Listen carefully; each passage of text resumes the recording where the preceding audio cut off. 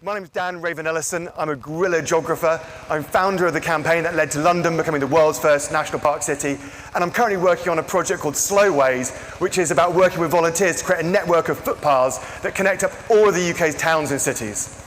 You know, I was really lucky growing up in a family where my parents just let me kind of have the right to roam and to go a bit feral and to spend time up in trees, imagining that I was a lynx and playing hide and seek. What I know now for sure is not only that that creates value and importance to me, but it can do for so many other people as well. So the thing is that investing in nature is not a nice to have, it's absolutely essential for our well-being and our futures, but also that of all the life that we share this planet with. Okay, my priorities for nature recovery. I mean, there's loads of them. There's a list as long as my arm. But first of all, we need to think big, in terms of investment, in terms of protection, and in terms of space. We need to have gigantic forests and nature reserves, and we need to be reintroducing species that have been lost in this landscape there as well. Secondly, it's no good having all the nature over there and all the people over there. For every rural national park, we should have a twinned national park city, bringing nature to people, empowering people in cities to see how they have power through their voting, through their decision-making, through their consumption, through the land under their feet, to make where they live greener, healthier, wilder, and to increase the chances of those urban people wanting to protect nature in those rural places as well. And then we need to join that up through a nature recovery network, through green belts. I mean, that means everyone being involved wherever they are. And for me, a fantasy project that I think could bring that all together is, when I look at the British landscape, one of the most iconic things about it is our hedgerows. Now, just imagine if those hedgerows, which only take up a fragment of the landscape, were all, wherever possible, doubled in size. And not only could those create corridors for wildlife to move around the country, but what if, where appropriate, we actually made it easier for people to walk between those hedgerows to travel through the landscape as well? And just imagine that. Being in London and being able to walk down to the Surrey Hills, and from the Surrey Hills to the South Downs, and then down to Southampton, entirely through corridors of hedgerows for people and wildlife. I think it's doable, I think it's possible. Why not? And on that note, I want to welcome up another guy with a great vision, and that is Mr. Scott Martin, our administrator for Chattanooga Parks and Outdoors.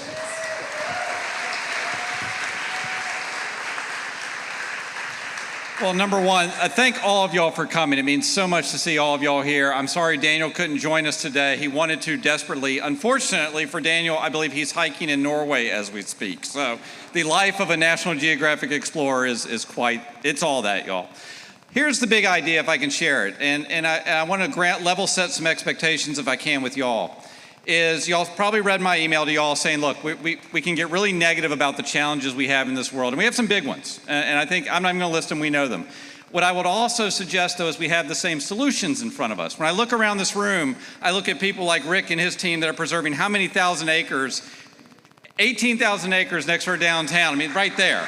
I mean, Chattanooga is a green city, literally, metaphorically, and again, potentially economically. I think there's a real, I mean, I'm a brand guy ultimately and sort of a strategist, and it just makes sense to really lean into this and have Chattanooga be the greenest city in America in every way, shape, and form. So, you know, the other thing I want to say too is that cities are where, to Scott's point, the vast majority of the GDP in the world is produced. It's where the vast majority of innovation comes from. And yet, you know, this concept of a city within a park is incredibly compelling for what the future might look like. Again, not just here, but across this country and across the world. We've done big things before. We can certainly do them again. A part of this that needs to be said as well is it's not just about, it's easy to sort of get zoned in on the green spaces, and God knows we have some of the most incredible natural assets in the world, right? But it's also about the culture, it's about the people. And one thing that COVID certainly taught us was the value of green spaces in building relationships and frankly in mental health. You know, not to go to a too weird a place, but look, we're in the middle of a mental health crisis in this country. We are post-COVID.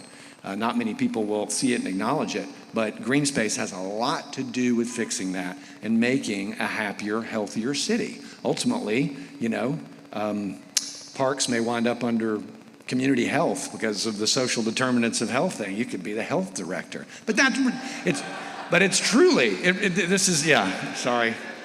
That is what it's about for me, right? Ultimately, it is making Chattanooga the best city in America, the happiest city in America, and our competitive advantage, the thing we've got that nobody else can copy, is this green space, and it is our culture. So with that, just know that I am 100% behind the concept you're going to see today. I think it's exciting. I think it's fascinating. I think it's a unique opportunity for Chattanooga, and very frankly, it wouldn't be happening if it weren't for Scott Martin. So with that, let's give him one more round of applause and welcome him back up on stage.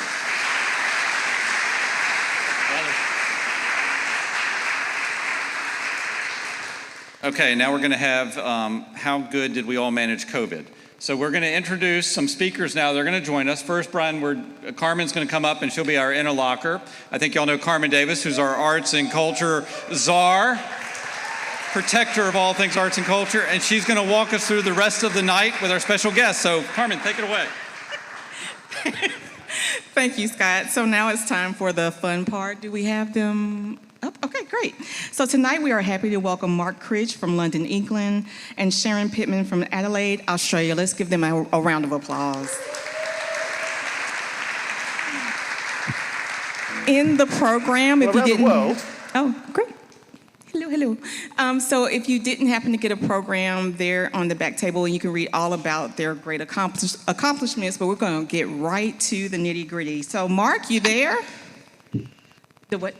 Oh, I'm sorry. Just playing. Videos first. Well, around the world, we're experiencing rapid urbanization. The world's population is set to double. The majority of those people will be living in cities. And at the same time, people in cities and around the world face a number of very substantial crises. In this city, 10,000 people die of air pollution every year. Rapid increases in non-communicable diseases, which are often related to living in urban environments. Communities becoming increasingly fragmented. People often linked more to technology than their neighbors. So what we desperately need in our urban areas is a positive vision of a better life.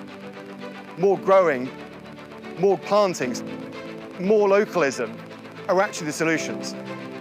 And we all have a part we can play in that. So over the last 6 years, we've had this campaign to make London the world's first national park city. If we were to be inspired by the thinking that has made our rural national parks better for people and wildlife, then maybe we can make our cities far better for people and wildlife as well. Our Universal Charter is our vision to make cities where people, places and nature are better connected. Together we can make cities greener, healthier, fairer, more harmonious places to live. What excites me is the amount of opportunities to volunteer and to get involved with the environment that are right here at home. We want to see every school taking lessons outdoors, championing the need to explore and get outside, to play and have fun. We've been working with the team from conception. We're having the largest outdoor celebration London's ever seen over the course of the next 10 days, more than 300 events taking place across our city. And the good thing about the project is more and more Londoners are getting to know about the joys of our city. I want to welcome you all to City Hall. At the heart of becoming a national park city is a shared ambition to make London greener, healthier and wilder, and to ensure that all children have access to nature. London, the world's first national park city.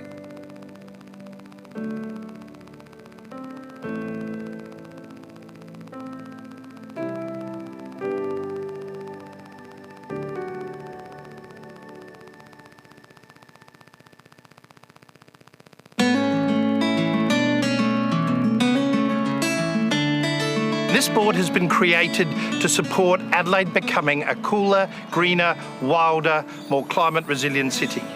And that means bringing nature into our backyards, into our spaces, and part of our lives. In fact, if we think about nature, we could think about Adelaide as a park. So we're thinking, why don't we make Adelaide a national park city? So what is a national park city? Obviously, we're not going to be turning this all into a big remnant forest. But what it does mean is that we are creating nature as part of our lifestyle. So the community can actively engage with nature in their backyards, along their streets, in their parks, and to use waterways like this one here at Mitcham.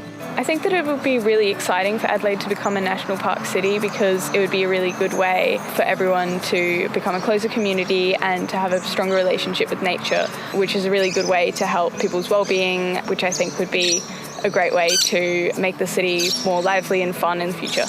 So this is an opportunity for us to embrace nature as part of our culture and our heritage. It's a really exciting way to think about how we build communities and how we establish Adelaide as a cooler, greener, wilder, more climate resilient city off into the future. It would be really cool if we could help make this happen, so please show your support by signing the charter today.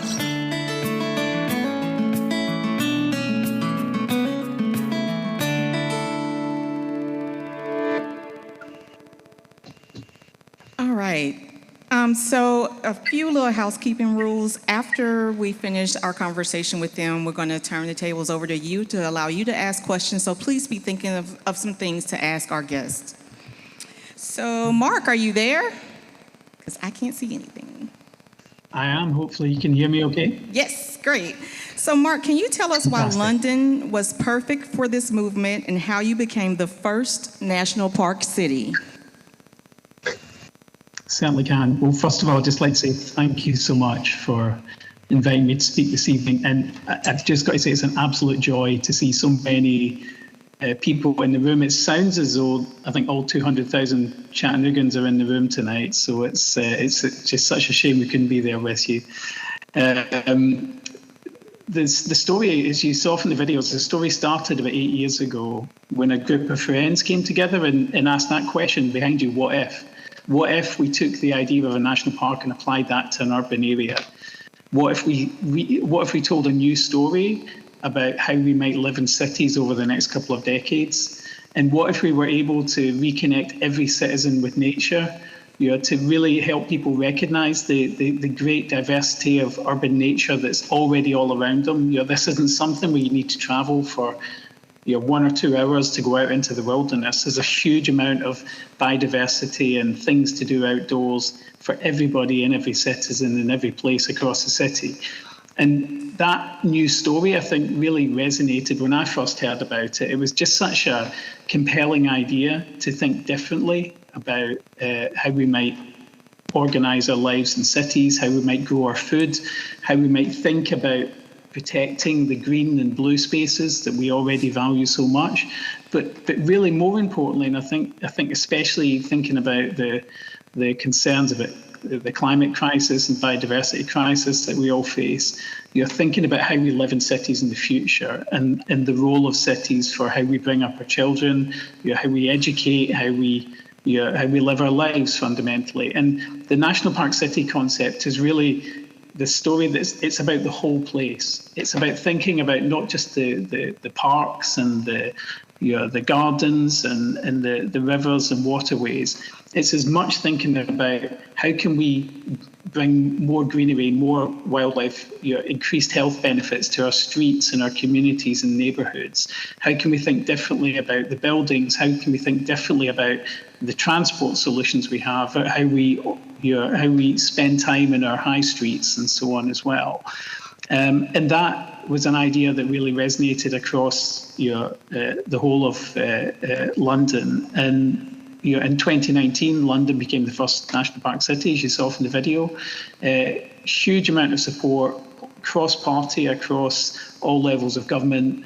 And really, I think one of the most important things is it's really a very community grassroots-led initiative, but it also allows us to bring in the local businesses. It brings in civil society, charities and faith groups.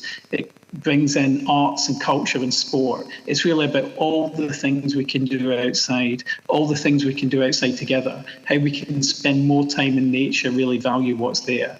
And as you can imagine, so I joined 11 months ago, and really, you saw Dan speaking there earlier. He's such a compelling orator, and he was also brought together. He was surrounded by an incredible group of people who developed this idea. You saw Alison Barnes, who's Chief Executive of New Forest National Park, speaking in the second video there as well. A whole host of different community leaders. The Mayor of London, Sadiq Khan, was showing his support and so on as well. I think what's really exciting about where we go next is not just seeing Chattanooga hopefully becoming the first national park city in North America, but really how this concept can be taken up by cities of all shapes and sizes all around the world, and the connections that we can then create between those cities as well is incredibly exciting, because this new story is so important and so essential. And it can really help bring together lots of diverse efforts that might already be happening within the city. It can inspire people to take new action that maybe they didn't feel they had the confidence to do before. And it can really give a platform to those environmental heroes who are really doing this work day in, day out. I'm also joined this evening by our incredible chair, Navdeep Dayal, who joined a few months ago. And I'll let Navdeep introduce himself, but just a few words briefly. Navdeep's been active in business and commerce for a number of years, but he's also a community activist. He's really incredible sort of local community hero over in West London, and he works with a different group of committed local citizens to really rethink how they can bring more greenery and more diversity to their local area. And I think Navdeep will want to talk about how the relationship with London National Park City has really helped raise up the efforts of Heston Action Group, of which Navdeep's a core part, and him being able to bring that community thinking back into the National Park City movement is really an example of how this story can really help tie so many things together. So I'm incredibly excited to see what Scott and the team is going to do next. I'll be there for the whole journey, and we certainly hope to be joining you in person next year when you put in your bid to become a national park city. But I'll just hand over to Navdeep, who can give you his perspective as being chair of the foundation and also his local community work in London. Thank you, Mark. And I just want to say a huge welcome to Chattanooga and its National Park City movement. I'm in Madrid at the moment, so I'm sorry I couldn't be there with you. Mark will tell you, I was planning to fly over. It's a real privilege. You're our first North American city to start taking the journey towards National Park City status. And in the last few weeks, I've been doing lots of research and looking into Chattanooga. I've traveled across the US. I've been amazed at some of the fantastic green activity within some of the cities within the US. And I look at Chattanooga and it's definitely on my bucket list to visit next. It looks amazing. And all of the stuff you're doing there to support the environmental narrative is just absolutely fantastic. So just very quickly, Mark introduced me as a community activist. I'm a lawyer by normal tradition, and that's what I've been doing for my whole life. I've lived in London my whole life, but the environmental challenges we face brought me to activism in West London. And by activism, I mean planting trees and hedges and picking up trash or litter, as we call it in the UK, and trying to make our green spaces cleaner for our communities and more enjoyable.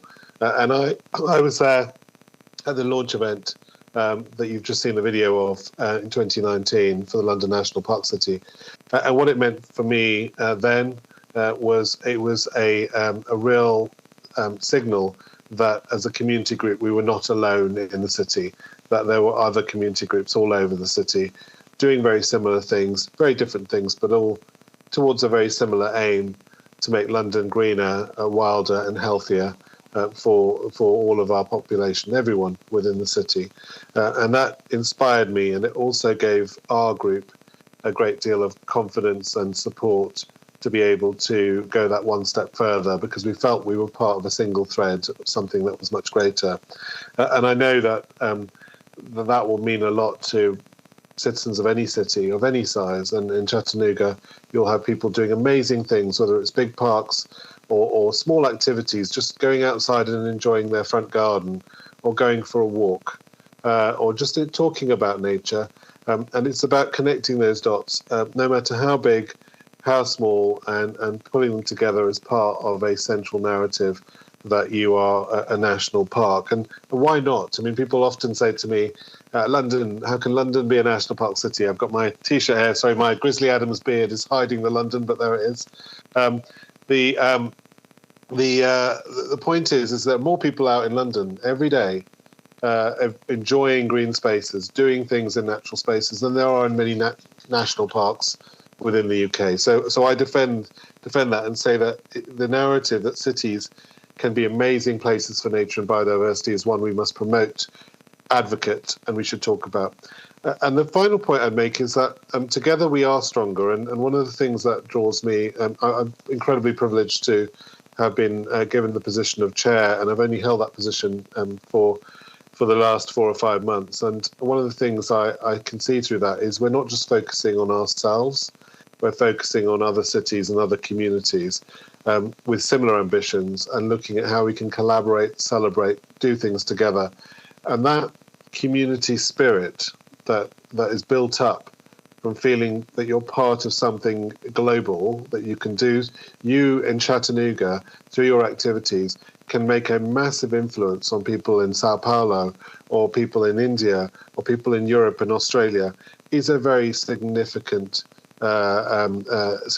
thing for your citizens, for the people of Chattanooga, for the people of London, for Adelaide, and the other cities that are clearly showing interest to join the National Park City movement.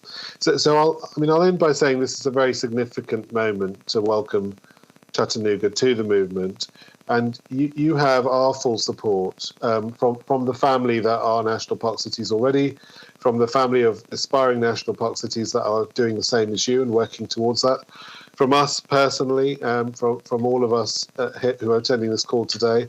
You have our full support through that journey. We are, we're a sort of central team. We're there to guide and support you through that process, and to really advocate Chattanooga as the first North American national park city. And I'm desperate to come out and see all the amazing stuff that your citizens are doing day in, day out, and celebrate that together. Thank you.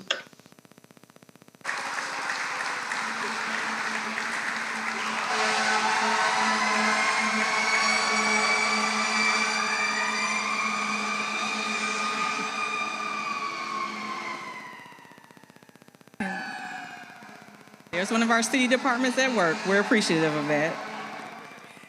So Sharon, are you there? Yes, can you hear me? Good evening. Sharon, can you tell us how Adelaide became the second national park city? Yes, and thank you for having us. The three amigos here tonight. I'm going to introduce my team in a tick, but first of all, I'll just say we're delighted to join you from Adelaide National Park City on this cool late autumn morning, a bit opposite to what some of you are experiencing, I think. And we acknowledge that the land that we are meeting on here today is the traditional lands of the Kaurna people, and we respect their spiritual relationship with country. And we also acknowledge the Kaurna people as the custodians of the Adelaide region, and that their cultural and heritage beliefs are still as important to the living Kaurna people today.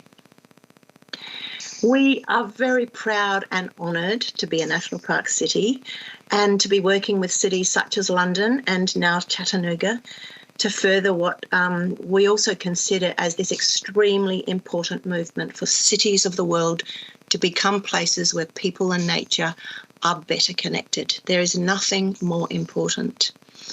So in order to share with you some of our story, I would like to introduce my wonderful team. Funnily enough, usually I'm a member of their team because secretly they're the bosses, but today the tables are turned and this is my team. So Brenton Greer is a geographer, and he's the director of Green Adelaide, and this is the organisation which has spearheaded our campaign to become a national park city. The video you saw was our campaign video, and we don't think we've done one since we became a national park city, but that's something for the future. But Green Adelaide is also the organisation which looks after the urban environment of Greater Adelaide. And then Professor Chris Daniels, who you saw narrating the video, is the chair of our Green Adelaide Landscape Board. He's also adjunct professor of zoology at the University of Adelaide and of biology at the University of South Australia, is a prolific author and is a key leader in South Australia's nature conservation and connection story. And for myself, I'm the project lead of Adelaide National Park City and have been with this project for nearly 2 years now. Very happily is the case. So to begin, over to you, Brenton. Hey, thanks, Sharon, and thanks to Navdeep and Mark, and hello, Carmen and Tim and Scott and all the people there in Chattanooga. I'm just going to very quickly tell you about why it was a good idea and what is Green Adelaide. And please don't go to sleep because I'm going to say the word statutory. But anyway, so there you go. Wake up. So Green Adelaide's, we're actually a statutory board, so we're created under something called a Landscapes Act, and I'm sure you all, I said that quite right, didn't y'all? You all have that sort of thing happening in Chattanooga. It's the child of something that was called the Adelaide and Mount Lofty Ranges Natural Resources Management Board. You try putting that on your tag. And it was looking after natural resources management, which we talk about soils, water, pest, plants and animals, biodiversity and people, over a city, but also a lot of rural country, regional areas as well. And that board always said, how do you do natural resources management in a city? It's kind of easy. It makes sense out in the country, but how do you do it in the city? So it always was always a bit of an issue for us. Anyway, at about that time, we had connections with World Urban Parks and people like Neil McCarthy. Some of you may know that name. He's an Australian, but with lots of connections overseas. And we're aware of London National Park City. And so through some relationships with World Urban Parks and getting a bit inspired, well, very inspired because an amazing geographer, Dan Raven-Ellison, we had the 2018, it was an international workshop here to help draft the Universal Charter for National Park Cities. So that was great. Dan came over and other people like Alison Barnes and Mark Hamley and, yeah, all very inspiring. Now, at about that same time, we had a change of government. And we had a new minister who, I've got to say, was really enamoured with the idea of National Park City. And to be honest, he came from the UK as well, so he had a few connections. Now, we're different to London, and Navdeep pointed it out, you know, very community-driven, but it was great to see the Greater London Authority take on that. We were a top-down proposal, which may be a little bit more like Chattanooga, I'm not sure. So we had to work hard to engage the community we have a big volunteer network, we had festivals, we have a group called Nature Play SA, about how do you create a movement in a city to be a national park city that actually inspires the community, because we were pretty keen on this as a statutory board. Anyway, and it overlapped with our we are Green Adelaide and we're about cooler, greener, wilder. You would have heard Chris mention that on the video. And at the same time, you heard Sharon give our acknowledgement of country, and we want true partnerships with our First Nation, the Kaurna people. So how do you bring that back so that culture can be practiced in the city? And so that's things like burning, which is happening right now in terms of natural areas in the city, food plant reintroduction and so on. So we had a very intense period, and we got together, we created a creative portfolio, and thankfully we got the Adelaide community on board, and we were given the honour of being the second national park city. So I'll just quickly say, what does that mean to us? Why would you do it? It gives you recognition of the great things that are happening in your city. It gives encouragement to organisations and community. It's a mechanism to help your partner, and we particularly partner with our First Nation, but the whole community. And the foundation is going to make sure you perform. So it makes you actually perform as well. And I kind of like this global collegiality. the way that we have connections across the globe. So we are so hopeful that Chattanooga takes this up, and I would call it join the National Park City family. But that's my little spiel, Sharon.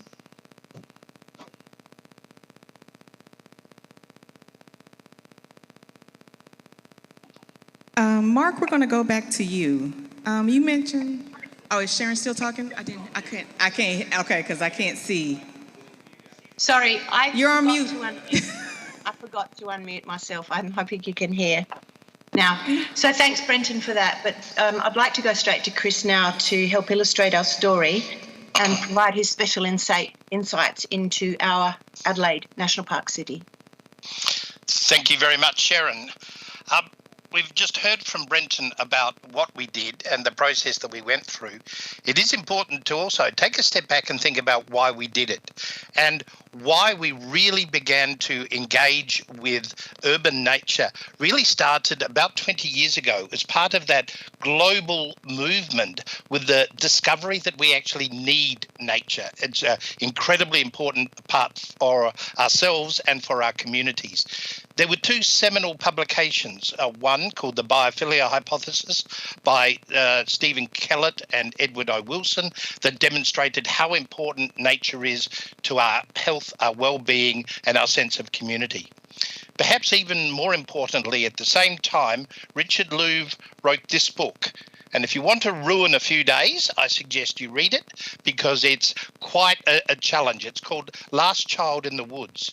And Richard Louv demonstrated that there are now generations of children who haven't been outside effectively, haven't mucked around in a creek or a park, climbed a tree, ride on their cycles with their mates up and down into parks, and were not connected with nature.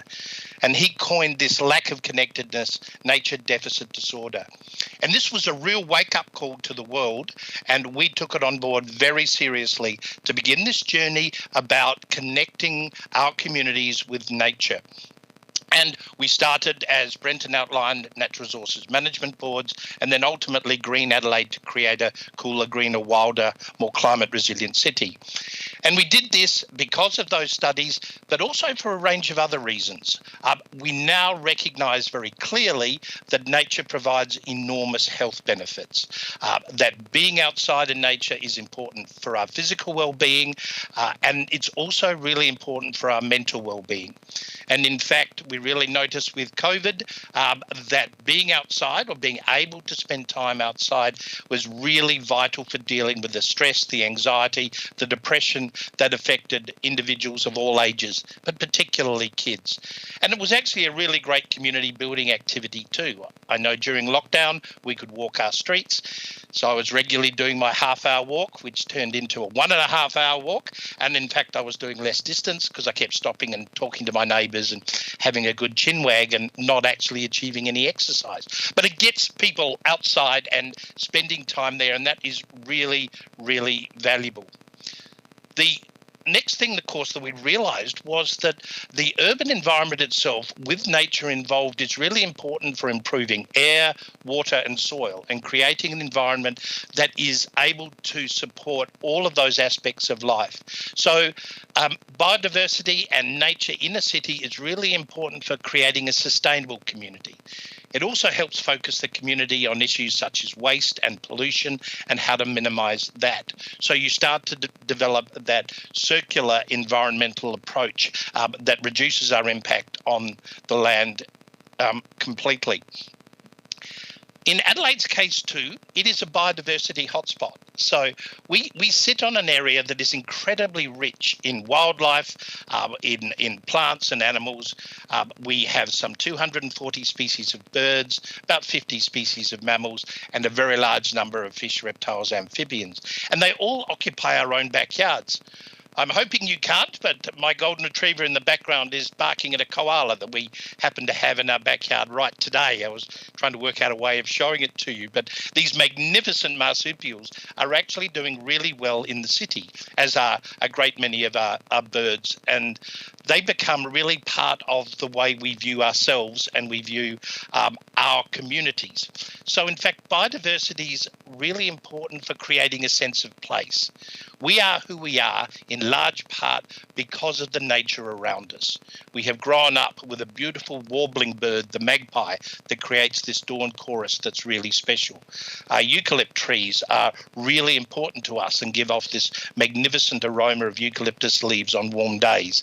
And this environment is of incredible value in creating us our sense of place, our value for our local community. And these things really help enhance us to protect and to engage with others and to really work to make Adelaide a magnificent city. So you'd think with all of those advantages, and yes, they really are kind of the obvious, but people haven't taken them up as much as we would have expected. And there are a number of challenges that we really have to overcome. The first is we don't know what we don't know. A lack of education and a lack of awareness means that there's a lack of appreciation about nature, particularly in our own backyards. And education through connectedness and experiential activities is really vital for increasing our understanding around nature. And of course, that lack of education leads to fear. And fear of the environment is quite a palpable thing here in Australia as it is elsewhere in the world. You know, we've had some terrible bushfires. Just recently, we've had some terrible floods. There's a range of challenges. There's a view that trees are bad because they could fall on your house, that animals are bad because they could harm you in some way. And this fear is really based on ignorance and lack of contact. So that is a particular challenge. And that, of course, leads to a focus on other sorts of recreational activities, particularly indoor ones and particularly for children. So we are seeing children focusing much more on electronic apparatus, computer games, phones, iPads, those sorts of things, rather than spending their time outdoors. There is a belief amongst elements of the community that the environment doesn't even belong in cities. The environment should be out there somewhere and away from view. And this, of course, leads to profit-taking from certain elements of the community. And there are those who deny that many of the challenges we face through climate change and others actually have a human component involved.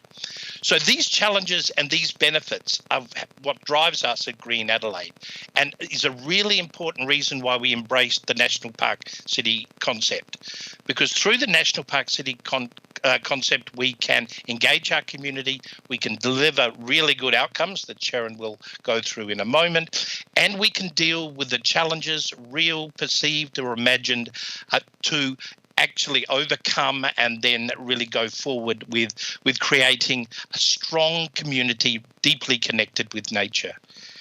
So I will finish there. That's why we are doing it. That's why we're really excited about this. And we are really enthused about joining a range of other cities around the world to share the message of the National Park City. So thank you, Chris, and I hope I've unmuted properly this time. It falls to me to tell you a quick story or two about some of the things we're doing differently because we are a national park city that are helping to move us towards the visions that we all share. So I think to build on what my team has said, nature is not only diverse, but people engage with nature in diverse ways. And so diversity is a key concept in inspiring what we do and with whom we do it. And our launch of Adelaide National Park City is a good illustration of this. So during June 2022, we collaborated on about 160 events. They were outdoors and indoors and online, celebrating nature throughout the city and the greater area. So we began with a reconciliation event with the Kaurna people, and we concluded the month at Adelaide Airport with the launch of a beautiful bespoke mural depicting our Adelaide National Park City, which was painted onto a wall to welcome travellers and visitors to Adelaide. And in between these two, I guess, major events, there were nature art classes, we had kayaking on reservoirs, we had bushland walks, there were camping out, library story times for children with nature books, we had gardening, photographic exhibitions, commissioned theatre piece, master classes. An artist created a sandala on one of our local beaches. We had a zero waste sustainability cooking class and dinner at a local supermarket. So a huge range of different activities that engage different parts or sectors and age groups within the community in different ways. And participating organisations include local businesses, local governments, national parks, non-government organisations, land care groups, environment centres, universities, botanic gardens, the museum, and even the zoo. And we continue to amplify what all of these people and what all of these groups are doing, because they all are contributing to the vision of Adelaide being a national park city. They're all contributing to what is improving our connections between nature and people. And now my golden retriever's come to say hello. So we've also developed 50 ways, as part of this diversity concept, 50 ways to be part of Adelaide National Park City. And these are just springboard ideas. And you can see behind Brenton there, one of our posters where we have 50 ways, and they cover being outdoors, they cover being indoors, because of course some people are not mobile, or some people are confined for whatever reason, or the weather's inclement. There's still a lot of things you can do indoors. They combine things you can do at work, things you can do at school, things you can do at home. So these posters are available to people in different sizes and in also 3 different languages, because they could be available in more languages, but at least we have 3 on the books at this point. Other sorts of things is that we work quite closely with schools in a number of ways. But one of the things we've done is publish a book of students winning entries in our Premier, that's our government leader, reading challenge for science and nature. So this is a book of the winning entries that is beautiful student art inspired by the natural world. And it's called, you might be able to see a little bit, I think, A Celebration of Science and Nature by the Students of South Australia. And we only launched this very recently, last month, or this month, at the zoo. And it was amazing. We had a tiny 8-year-old girl, one of the winning entries in this, had everyone almost in tears of joy with her story about how important nature was to her in her life. So there's these sorts of things. And I'm going to tell you a quick story that only happened last night. I was at a community meeting last night that was discussing dark skies, and you might have heard of the International Dark Sky Association, talking about light pollution. And the organiser, who had never met these people before, I was coming from a different point of view, and he started by saying, and Adelaide is a national park city. And so this is one of the reasons why we really have to do whatever we can. And this is one of the things that we want to do. And I didn't know, he knew, or any of them knew we were a national park city, but people are starting to understand that this is an impetus, this is a hook, a way to say we are a national park city. Let's continue to do these things. So to cut, I guess, quite a long story short, I'll finish with our pride in hosting the upcoming Joint International World Urban Parks and Parks and Leisure Australia Congress in Adelaide in October this year. And why is it in Adelaide? Because we're a national park city. That's the reason that we've been chosen to host this Congress. So we'd be delighted to welcome you here in spring and show you our place. And of course, when you arrive at the airport, don't forget to check out the mural. So we feel very much part of a global community trying to make a difference to the health of cities and urban communities. And the changes are always going to be slow, but they're going to be critical. They are critical. And if we can encourage more people, encourage and inspire more people to enjoy, appreciate, and look after the nature around them, if we can encourage more nature into the city, more plants, more animals, more gardens, if we can influence planning laws to protect trees and our native vegetation, if we can reconcile with the grief and the loss of culture and nature in the past and ensure that it doesn't happen again in the future, if we have a role in improving the health of our people and the health of our environment in general, and if we can help lead cities into a better place and provide healthier lives for our children, then we will have done something very worthwhile. So thank you, and thank you, my team and my team. And I know we're very happy to answer any questions that Thank you so much. So we're going to turn it over to the audience for audience questions. If you have a question, please come to the podium, or to the microphone, I'm sorry, Stan. And when you ask your question, can you please introduce yourself, tell us who you're with, and then ask the question. Sure. Thank you. My name is Rick Huffines. I'm the executive director for the Tennessee River Gorge Trust. First, I want to say thank you all 5 of you, for being here with us tonight to help us through our process of determining whether this is the right place to go or not. My question for you all has to do really with your laws related to open access and right to roam. I think in Australia it's called right to roam, and I think in the UK it's the open access, which, by the way, are genius. I think both of those laws are incredibly good. And I think my question focuses more on, we don't have that here on private land.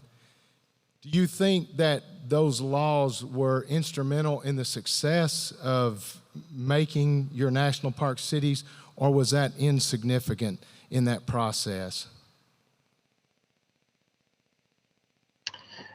You're probably going to get a couple of points of view on this, I would imagine. I think it wasn't a great factor in relation to National Park City in London. If you consider a densely urban area such as London, you're 8 million people, you're 1,500 square kilometres, whatever. There's a huge amount of private land. I mean, a huge proportion of that green space in London is private gardens, your front, back, your different sort of commercial properties and so on. I think the beauty of the National Park City idea is, because it's in London's case at least non-statutory, it really relies on soft power and inspiration and showing what's possible, and it's an open invite for every part of the community to participate. It's an open invite for every landowner, private or otherwise, to think how they can increase your access to nature and biodiversity within their property, within their land, and so on. So I think that, especially considering, I would argue, the urgency of this type of, the type of changes we need to make in cities, and the urgency of reconnecting with nature, I think relying on that soft power and that open invite is actually, in the short term, probably a more productive way of getting to the type of outcomes that we talked about. Getting to the type of outcomes where every child can spend a night outside under the stars, where people get back to spending time in nature. We don't really have the luxury of decades and decades of legislative change to get us to that point. It needs to be because we're showing what's possible through this different story, and creating that open invite and creating those ways for all stakeholders, all members of society, to get involved as much as they can. If I can just add to that, Mark, we're very similar to what you have said. We don't quite have the right to roam laws that you have in the UK, but we are blessed with lots of Crown land, lots of council reserves, lots of parks and gardens that are all public land. So, so in cities, we certainly have the private public demarcation, but there are so many areas that the public can go from. All of our beaches are public, most of our rivers, and many parks and reserves. But the soft approach, as you outlined, is really where we're going as well. Can I also just add one point to borrow one of the examples, Sharon, that you gave, which is about how people interact with nature in different ways, and it's a very sort of diverse thing. So, having lived in the city, it's very hard to roam around private land in the city. It's easier outside of the city. But what the National Park has done is it's focused a lot of attention on the paths that do exist, the trails that do exist within the city. So in London, for instance, we have the London Loop and the Capital Ring and the Thames Path. They've all existed. They've all been used quite a lot, but actually being a national park allows us to bring them out and really put the spotlight on them and get more people onto them. So in a way, that's been great for the walkers. But there's lots of people who don't want to walk. They just want to sit in their garden or go to the park and walk their dog in municipal parks or sit by the river. And all of that is not influenced in any way by the fact that there is private or public land. I think people can do that irrespective of the land ownership issue. Are there any more questions from the audience? Okay, well, let's thank Sharon and Mark and their teams for joining us. All I see is bright light, bright light. What are you pointing at? I can't. What? There is another question. Okay, thank you. It's like, Let's say we turn the microphone around because we actually have cameras that are back there so they can see us. so once again, please tell us your name, who you're with, and then give your question. My name is Taft Sibley, and I'm an engaged community member. Real quick question. What would you guys say in London? Can you hear me now? My name is Taft Sibley, and I'm an engaged community member. So quick question. In London and in Adelaide, what would you guys say is the single greatest incremental impact you've seen in the community or in the environment since you started the initiative? Yeah, it's a great question. I would say the social capital that we're able to build up by one of the key programs we run in London is our Rangers program. So we run a network of volunteer rangers across the city, and we identify volunteers who are probably maybe active in their community already, but maybe their efforts are somewhat fragmented or standalone. And by networking those people together and creating that sense of community, it really reinforces their belief in what they're able to achieve. And they can really take that back and be advocates and catalysts for action within their local areas. I was at an event on Monday for the coronation event. It's a big one of these big parties, and one of our rangers was hosting this event in this allotment. They had 50 or 60 members of the community, and she said to me afterwards, it was only, even though she was already a highly accomplished, really motivated individual, it was only becoming a National Park City Ranger really gave her the confidence to take that environmental leadership and speak out on issues which she wasn't frankly sure if other members of the community would agree or not. And then when she took that leadership, she realized that there was that groundswell, that belief was really widely shared. And that's really at the heart of growing that social capital. And obviously doing that in a city the size of London is a task in itself, So being able to really focus at the neighbourhood level, the community level, and use that story to inspire people to take action locally, I think that's probably the single biggest achievement so far. And that's certainly something that continues to drive that sort of groundswell of support for the campaign as well. Following on from Mark's comment, the National Park City movement here in Adelaide has had a lot of really exciting outcomes, and Sharon has touched on one with the connection with children through art and music and others. But for me, the big step change that happened really as a result of or through the National Park City movement was a massive increase in the awareness of the importance of trees.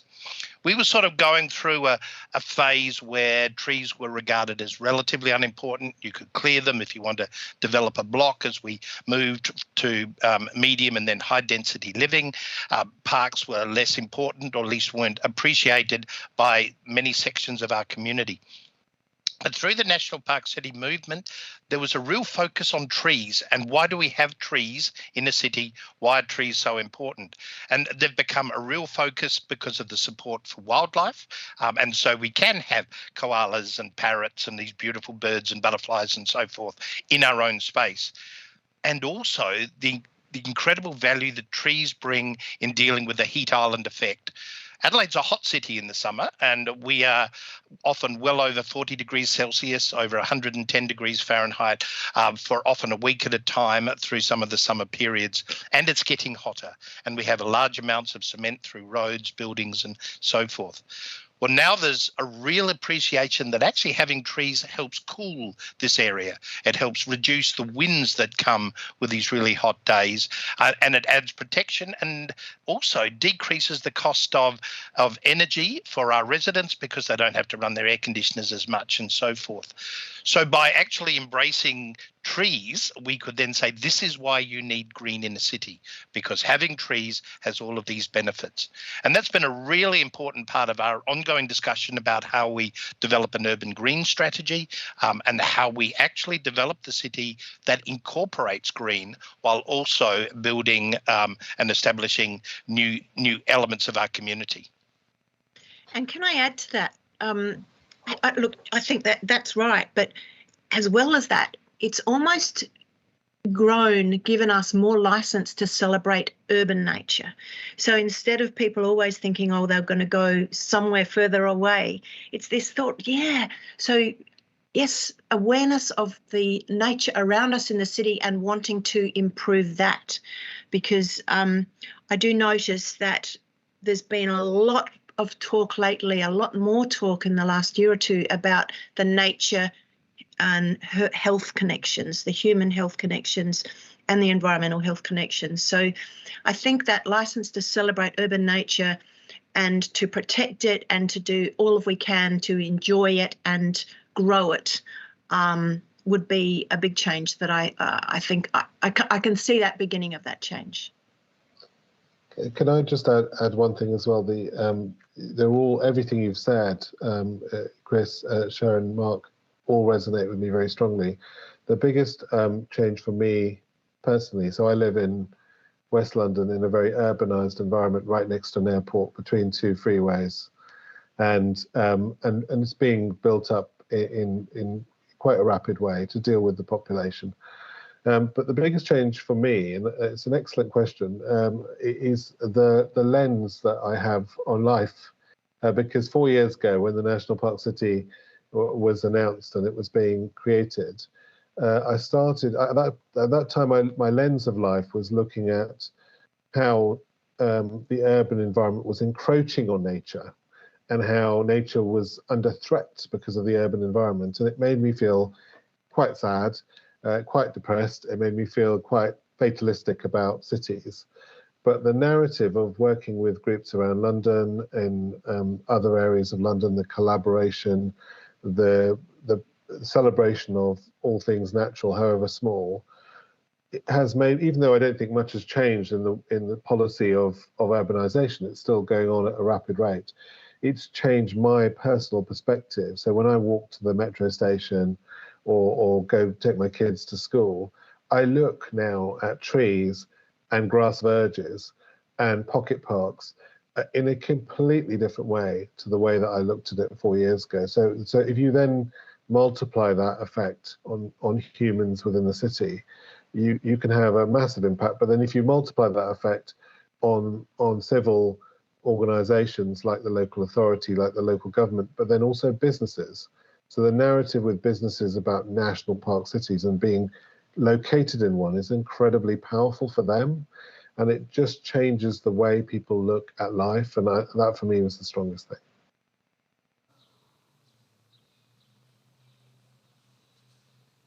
Hi, I'm Morgan. I'm with the Department of Parks and Outdoors. But really my question is coming from the perspective of an engaged citizen. I'm curious, so while all these changes we're talking about making are absolutely critical, improving the health and happiness of a city tends to raise property values.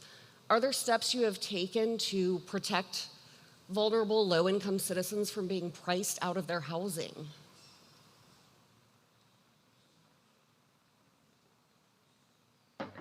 I think with, maybe one more for Adelaide. I think in London, there's a pretty significant gentrification and challenge of people being priced out that's endemic through the city.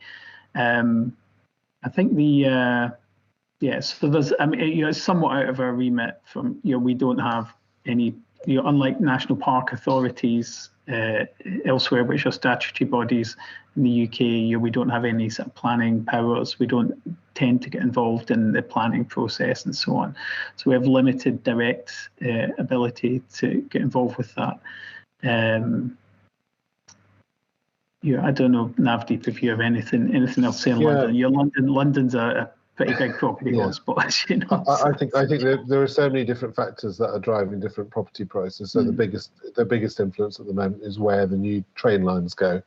So they put a new train line in, then all the properties go up around that. So the fact we have more trees in a certain neighbourhood, yes, it does have an impact on property prices, but it's in comparison to the other influences within the city, it's not as significant. People are being priced out of cities for all sorts of different reasons. I think one thing for me is the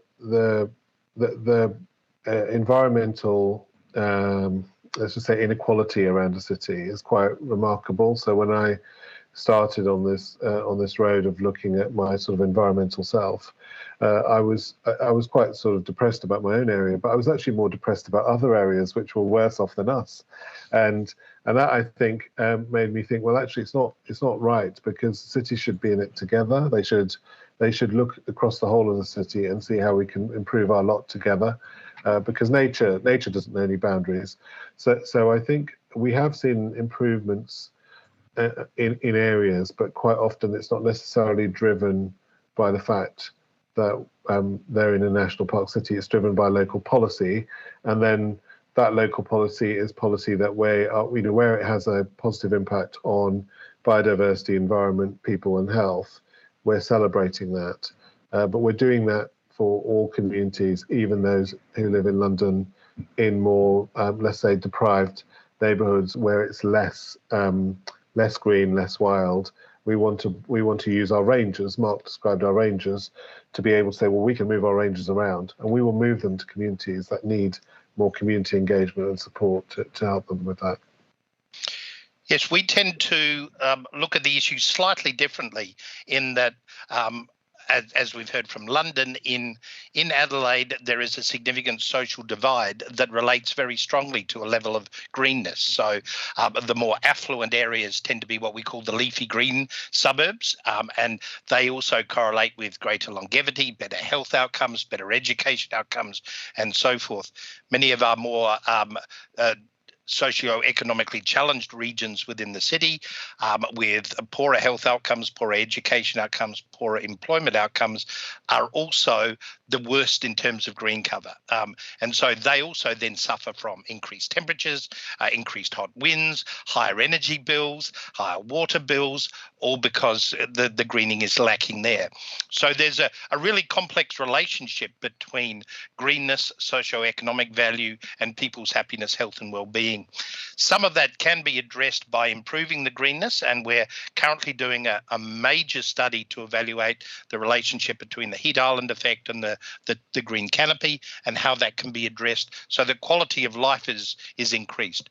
I suspect it will lead to an increase in property values, but as we've heard, that's driven by a whole range of other factors as well.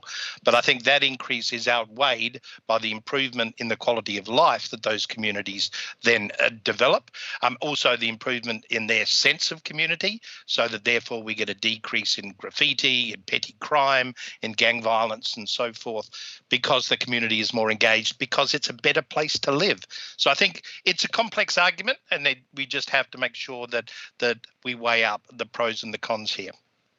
And can I just add, look, that's exactly what I would have said too. And I've always been wary of using that as a reason for greening, the fact that property values will increase, because it's all very good for the people who own the properties already that are green when they want to sell them, but it's not very good concept when people are trying to buy a property and they think, oh, well, if I buy one without trees, that'll be cheaper, but so much more, unhealthy in lots of other ways. And I did talk to United Nations many years ago about green infrastructure, and this question was raised straight away. But if you're going to do this in the poor areas, then they're not going to be able to afford to live there. And it troubled me for a long, long time as to, well, yeah, this is an issue. But I think, as Navdeep has said, and Chris, the property values are related to so much more important is getting people into healthier, in our case, greener and cooler, surrounded with more nature communities. And the property value difference is probably actually quite small, quite probably tiny in comparison with the other drivers of property. Thank you so much. Let's give Mark, Sharon, and their teams a round of applause. And in the interest of time, I'm going to go ahead and call Scott up to give us our next steps. Thank you, Scott. A big round of applause. If y'all didn't know, our friends in Adelaide, it's 6:30 a.m., and our friends in Europe, it's probably 1 a.m. So thank them for getting up early and staying up late with us as well. All right, so what we're going to do now is it's really if you think it's a good idea or not, and if you can flash up the QR code, Brian, onto the screen. We won't put you on the spot. He's pointing. So here's what's going to happen next as that happens. If you're interested in this campaign, if you think it's a good idea, hit the QR code on your screen. Yeah. And while you're doing that, I'm going to invite Trish, if you're here still, and there you are. Noel, if you can come up, and Melanie, if you can come up as well. These are some folks we've been talking about and talking with about this, and are going to share some of their thoughts on the campaign. And in sensitivity to time, because y'all have been very, very patient, it's been a great conversation that probably could have gone for hours. I want them to say a couple words, and then I'll jump back on, and then we'll give beers to everyone. So no pressure, but y'all are between beer and people. So.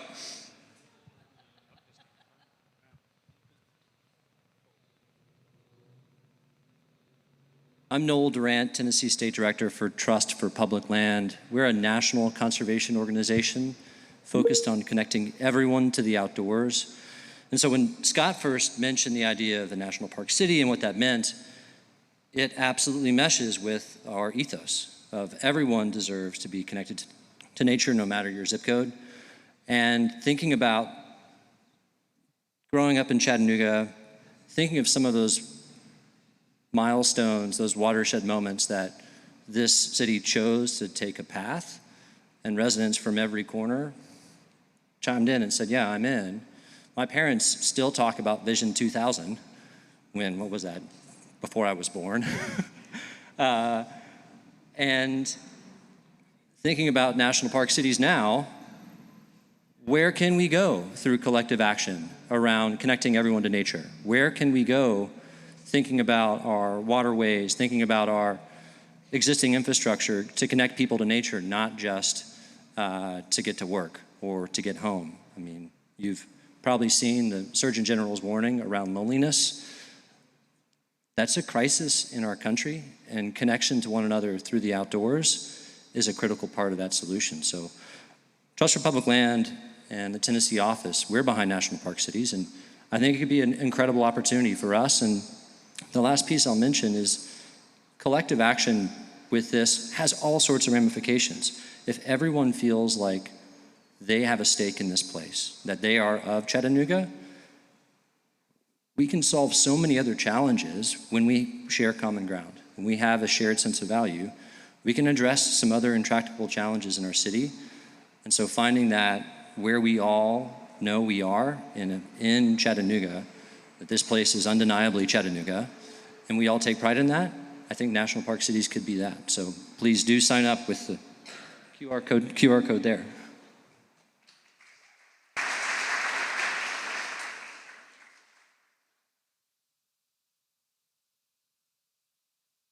Hey y'all, I'm Trisha Mims with National Park Partners for Chickamauga, Chattanooga, and Moccasin Bend. And I want to just take a brief moment to, Julia, will you give a little wave? Introduce Julia Poland. She's the superintendent of Chickamauga and Chattanooga National Military Park. I saw a sign back there that said, national park cities are not national parks, but they are inspired by them. And I encourage you all when you leave here tonight Just gaze to the south and think about 5,000 acres at Chickamauga Battlefield, preserved forever. To the west, 3,000 acres of Lookout Mountain Battlefield, preserved forever. To the north, Signal Point that connects to our Cumberland Trail heritage, as well as our Civil War story. Moccasin Bend, 800 acres of Paleo-Indian history going back to 10,000 BC.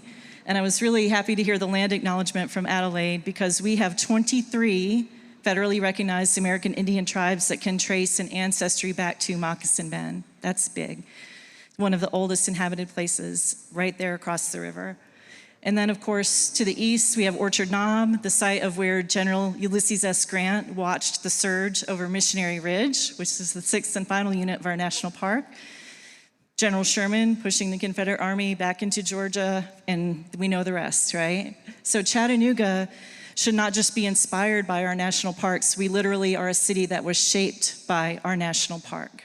So for us to become the first national park city, just like we were the first and only National Archaeological District at Moccasin Bend, and the very first Civil War battlefield that was ever preserved at Chickamauga, which inspired the preservation of Gettysburg, Shiloh, Vicksburg, Antietam, all the others that came after us. Chattanooga was the first.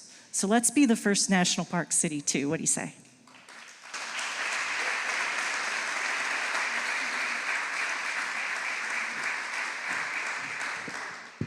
These feel like really hard inspirations to follow.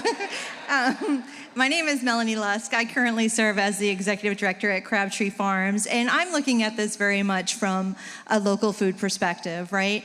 We're looking at this as an opportunity to honor the land in a way that also honors the people. And what I mean by that is I think of bringing back more green, bringing back more natural foods, bringing back the opportunity for people to forage for food. As Chris said, in Australia, a lot of the younger people aren't engaging. They're not picking blackberries like we probably all did as a rite of passage. And we're at that cusp of a generation that's going to miss out there. By honoring that land and bringing back these green spaces and these opportunities for young people will allow for a healthier community for all of us. And so that's why I'm behind this initiative, and I hope you will join us in this effort and ask what if. And also, on that note too, I also, being maybe stoic as I am, is I really like the idea of an opportunity for us to look at the silos that we all work in around this community. There's so much good stuff happening in this community, and there's so much opportunity for us to come together and work together and hold each other accountable to make these kind of changes for the future of Chattanooga. So I hope you will join on too and ask what if. Thanks.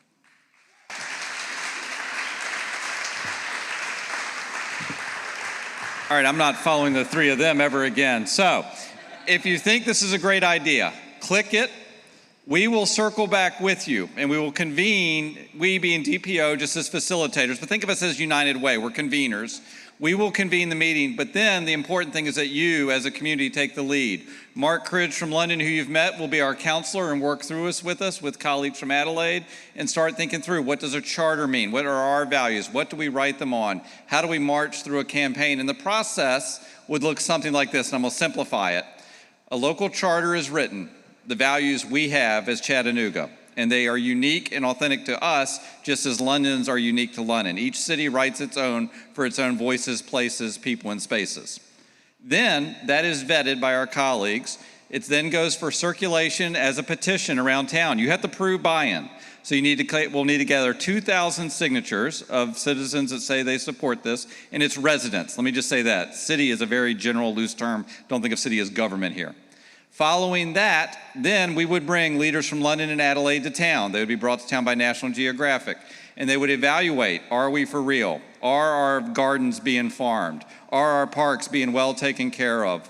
Is Mark McKnight still capturing and keeping red wolves? Just little things like that. But they take a look at our community and see how it's growing. And then if everything went according to plan, and we did meet it, and I think we can just because of y'all, potentially next Earth Day, we would bring Nat Geo back to town for recognition and official designation of Chattanooga as the first national park city in the Western Hemisphere and the first one in North America, which is pretty doggone cool to me. I don't know about y'all, stick it in your ear, Boulder, San Francisco, and everywhere else. So And we're going to do it in the South with our own little Southern drawl. But that's only if y'all think it's a good idea. So the next step to leave y'all is enjoy your time together, talk about it, mingle, keep the conversation going. If you're interested in being part of the conversation, click this, and then we will circle back with you for a probably not longer, but a richer and deeper and more technical conversation on the next steps. I'm personally touched and blown away by the attendance today. Thank all of y'all from the bottom of my heart and everyone on our team. I know our friends are gone in Australia and London, but we'll thank them as well for staying up late and getting up early as well. And that's all we got. Go drink some beer and eat some cold pizza.